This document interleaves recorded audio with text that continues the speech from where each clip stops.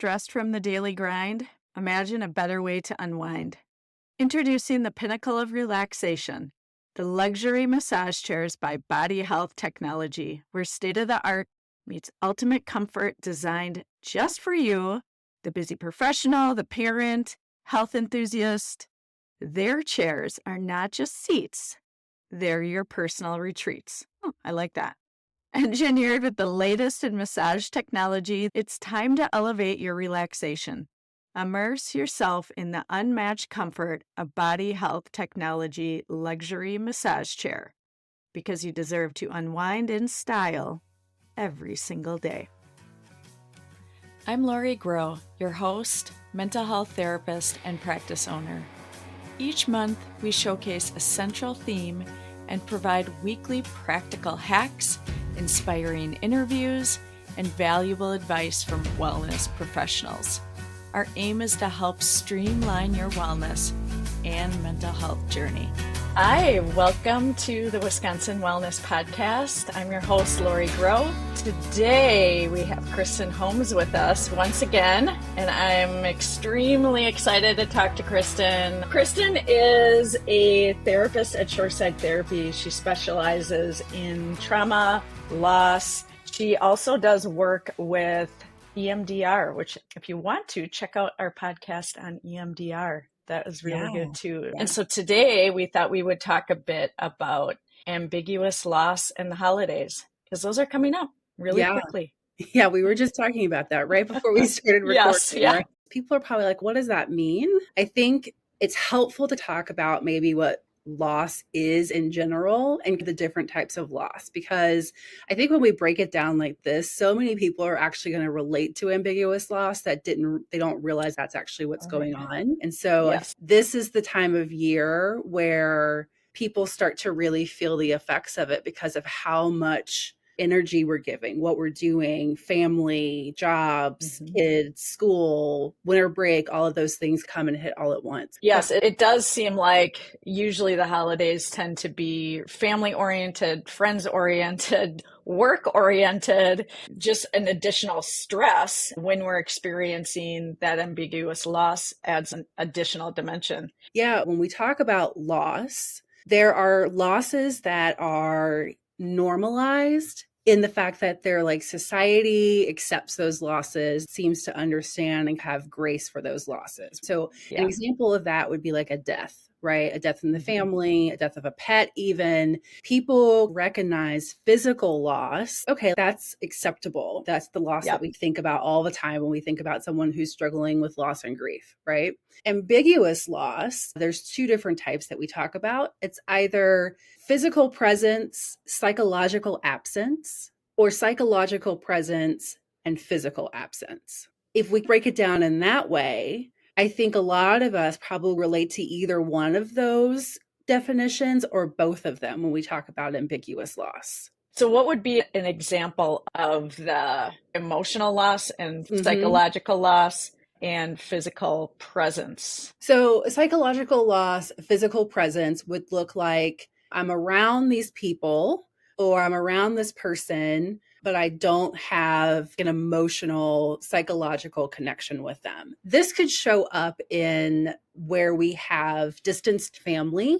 They're not really something that takes up a lot of space in our mental, emotional health. We're not doing a lot of social interaction, but it does bring up things when we tend to get together around these large traditions, right? These big events in their life. So that would be an example of physical presence or physical, like here and now, and psychological absence. Yeah, that makes sense. So somebody that maybe has a relationship with a parent that wasn't healthy, they might not see them or talk to them very often, but around the holidays, they attend the events. Would having a parent with dementia, would that go in that category too? Aging parents with dementia, grandparents with dementia, we're missing that they're here physically, but we're missing that connection, that feel good part that comes with that. Another example could be Christmas cards or holiday cards that come, right?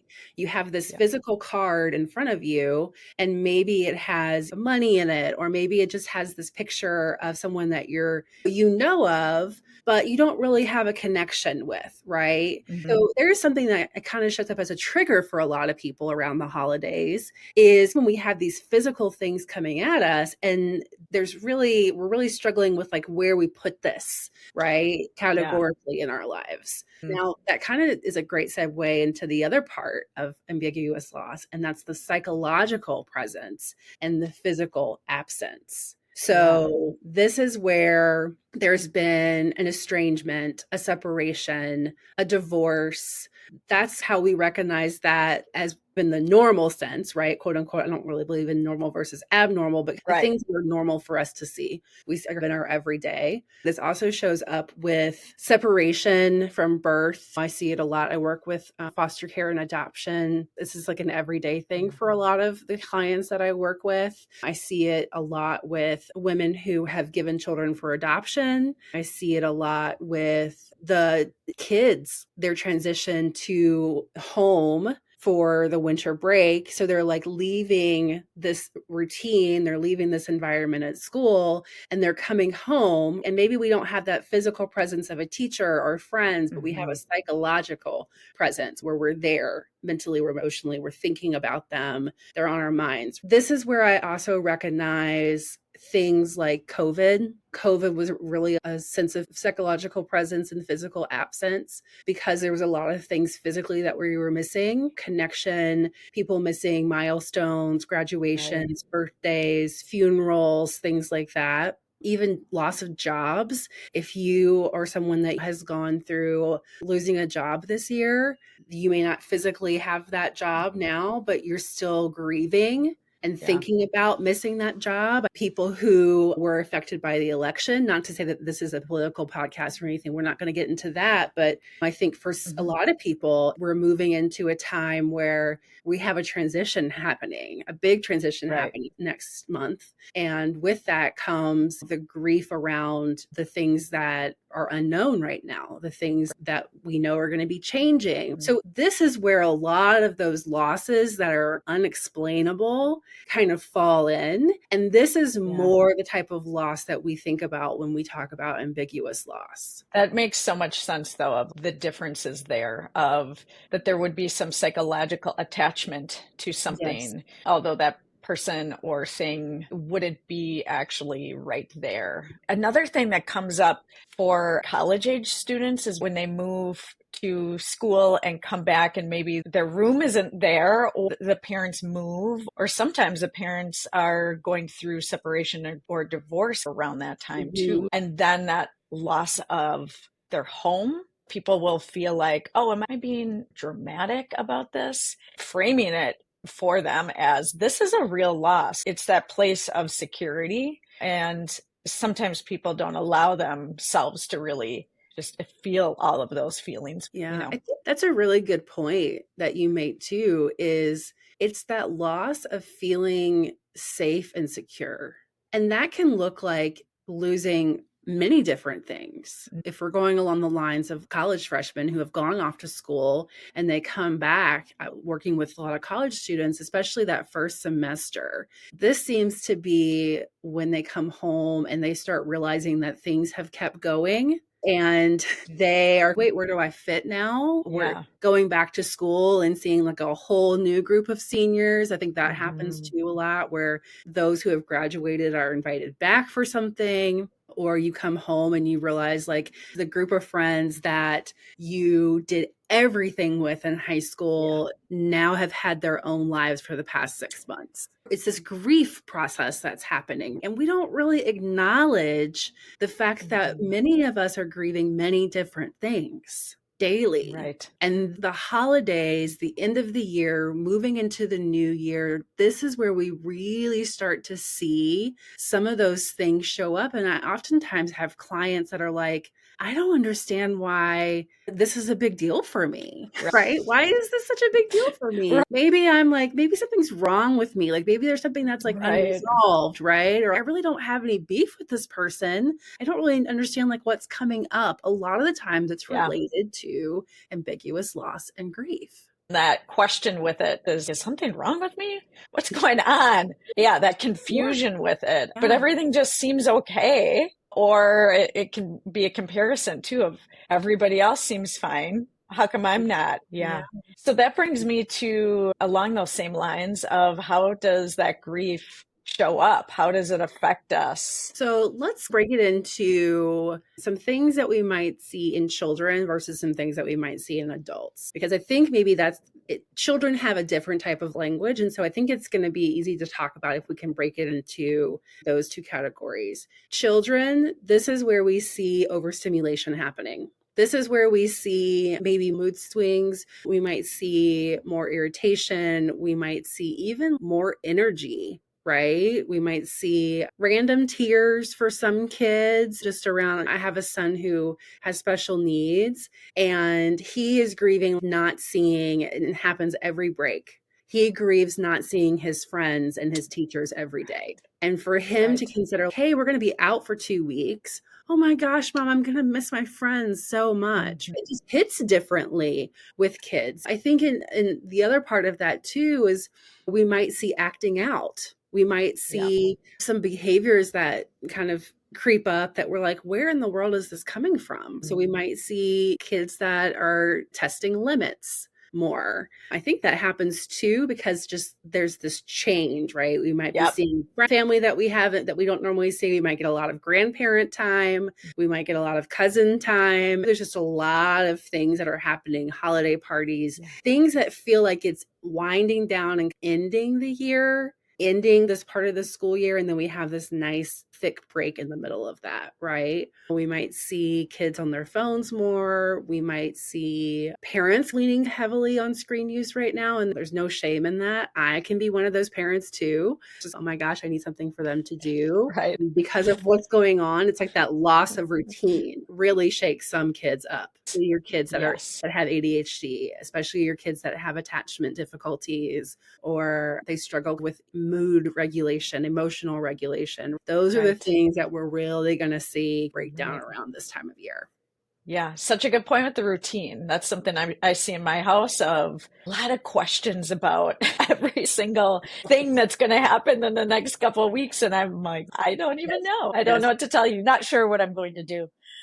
So one thing I will do is write those things down. You've seen in my house like that big calendar. And that's Mhm. what I did literally this morning because there were so many questions about what's happening next because of the routine. They're so Yeah. used to today I'm going to school. What day is it today? Today is a school day. I'm going to go and then come back. Things slow down after Christmas for those of us who celebrate Christmas. And I think even for those of us who celebrate other holidays around this time of year, right? There's a week Mhm. in between Christmas, Hanukkah ending, and then we have this week in between before New Year's hits. And I feel like that is where things can come off the rails for kids Yeah, because that's where we kind of struggle. So here's the thing, what I find that really helps helping kids through this time of year is visuals. In our house with my child that has special needs, he loves visuals. We set a lot of timers at our house to help with, hey, we're going to be moving from this to this, just so that there's a little yeah, bit more structure because that's what he's used to. We also make chains. We just take construction paper. We'll use red and green for the Christmas holiday if we want to.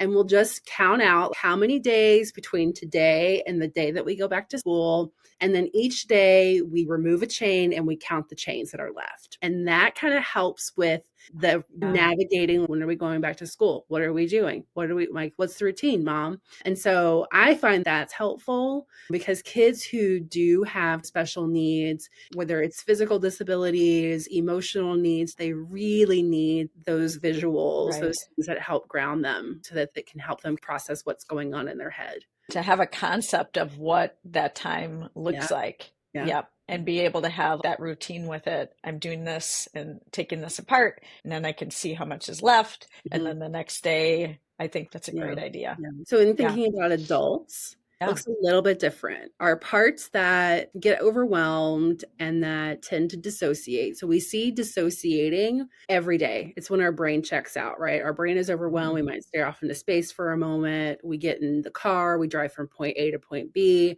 I Mhm. feel like the holidays just bring that sense of disconnection between our head and our body because we're holiday shopping or we're thinking about the next thing that needs to be done, or especially in that busyness. And so it can look a little bit different, but we can also see some of the same things. We're going to feel more tired. Our bodies are Yeah. going to feel more tired. That's where this fatigue sets in. We're probably going to feel some brain fog too. In that regard, we might find that maybe we feel like we need to have a glass of wine or a couple of glasses of wine at night to calm Mhm. down. We might be digging into those sweet things, those treats that we love so much at the Yeah. Yeah. holidays. And it's not to say like those things are bad, it's the Yeah. moderation of it, right? But this is when we Yeah. tend to really struggle with that. And so when we think about dissociation in adults or like that overwhelm, what happens is that we get so overwhelmed, so stressed in our body that at some point our body needs to shut down. So we go into Mhm. flight or fight. We might feel that's where we feel the anxiety, the worry, the Right. irritability, that kind of stuff that's happening. And then we keep increasing until we get frozen. And that's when our body starts to slow down. We call it Right. collapse. And with grief, we might have issues with decision making. We might have issues with, we feel like we're struggling really hard to get back into our routine. Yeah. This is why, like, people who set New Year's resolutions, this is usually when that starts kicking in because Yeah. we're feeling something that feels uncomfortable for us, right? Right. And a lot of that is just managing or trying to manage this discomfort that's coming up from ambiguous loss and grief. And so we do have things like where we might feel isolated. We might shut down. We might find ourselves scrolling on our phone more, shopping more after the Yeah. holidays. We might find that we're just having a hard time taking down holiday decorations because we just feel so tired. We might feel like we don't want to really be around people, right? Or the opposite Mhm. might happen. You feel like you can't be alone. People who are really struggling with that isolation, they're feeling alone. And so they start seeking these things that help us feel better. And that's the holiday parties and the things like that. And then it just all stops. Yep. And so when we think about dissociation, our bodies need that, but it's also telling us that, hey, we're really struggling to keep up Mhm. with everything. People might find that their anxiety, their depression increases. So I think those are some things just to Yeah. keep in mind and just check in with yourself and Yeah. determine, hey, I'm feeling these things or what's going on? What feels different right now? In a nutshell, dissociation is when we're not here in the present and we're zoned out and somewhere else, feel distant from ourselves. When we're thinking about eating treats, that's the one that pops up for me. There is like a difference. I can tell that difference between just, oh, I'm enjoying this cookie versus a cookie eating machine. The thing with dissociation, personally, I am not a huge, like, big group person. I love small group gatherings, so I tend to struggle at the holidays with all of the holiday parties. And I'm more comfortable with 3 or 4 people, 5 people, but if we're going to these holiday parties and having to, like, I feel like I have to put on a mask. I feel like I have to be Yeah. someone different than who I am, and that causes draining, right? And so even in those instances, it might not be the opposite direction, like extreme working out, extreme binging, drinking, substance use, that kind of thing. Yeah. It could just be, I don't have control. I feel like I don't have a lot of control and I'm staying busy, or I'm going to just huddle in this corner over here because I don't really have control of these conversations that are happening. So it doesn't have to Yeah. be like a severe thing that's happening. And we all dissociate at the holidays. This time of year, we tend to be at our max capacity. And Right. so saying yes to some things, saying no to a lot of things. Setting boundaries Yes, I for know. Yeah. yourself. I don't know why I put myself through so much stress every Christmas. I feel like I should just learn my lesson and we should just go on vacation because that just feels better. And obviously, we live in Wisconsin. We will need somewhere warm. So, thinking about, okay, I have to set my boundary around like how much I'm cooking for our holiday dinner or how many Right. shopping I'm doing or what I sometimes I think Mhm. just in trying to push things forward, that's where I fall. But I also know people that are like, they totally shut down Yep. and they do the least amount possible. And so that's where this ambiguous loss and grief can look really different for people and how they respond. Yeah.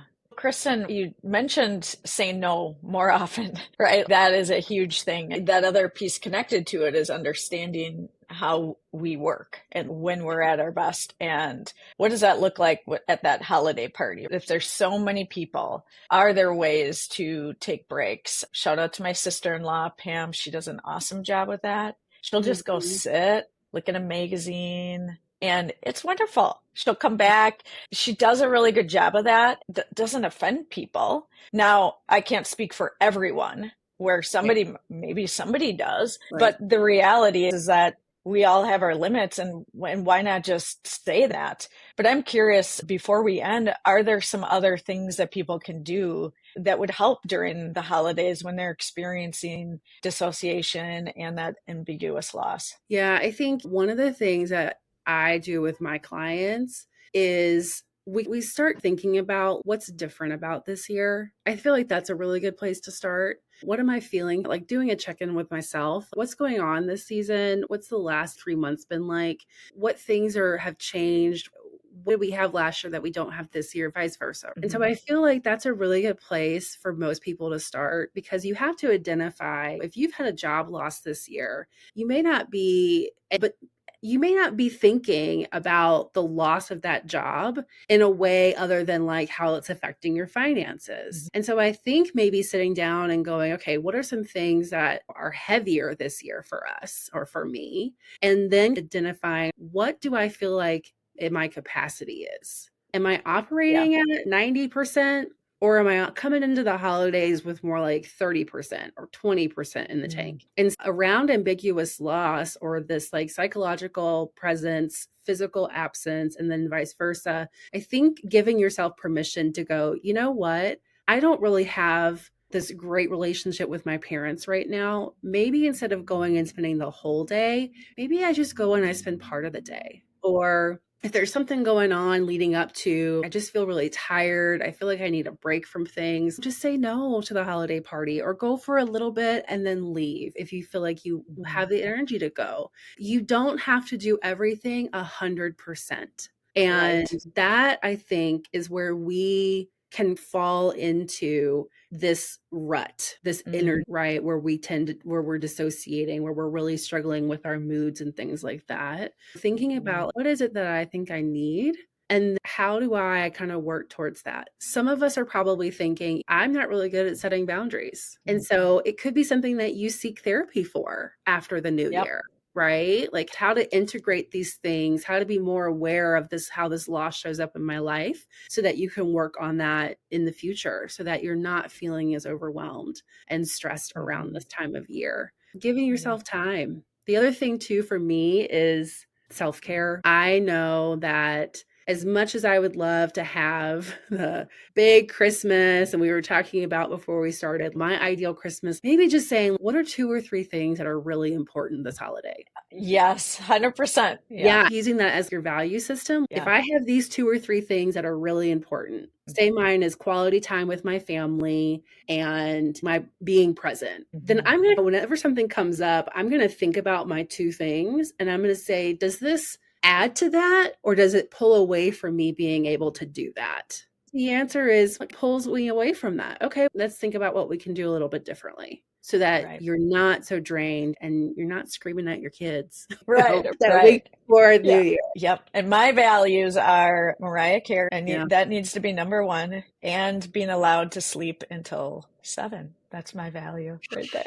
Yeah, because they're like, can you please get up earlier? I'm like, you want a well-rested mom for the whole day, right? And you know what? Then you have time to shake all the gifts. Yep. That's what you can Yep. be up to. So, well, thanks so much, Kristen. And anyone that wants to reach out to Kristen can go on Shoreside Therapy's website, and there's her information there. Set up a free consult with her. She's amazing. Yeah. Thanks again, Kristen. Happy holidays, and we'll Sure. talk to you after the new year. All right. Thanks, everyone. Bye. Bye.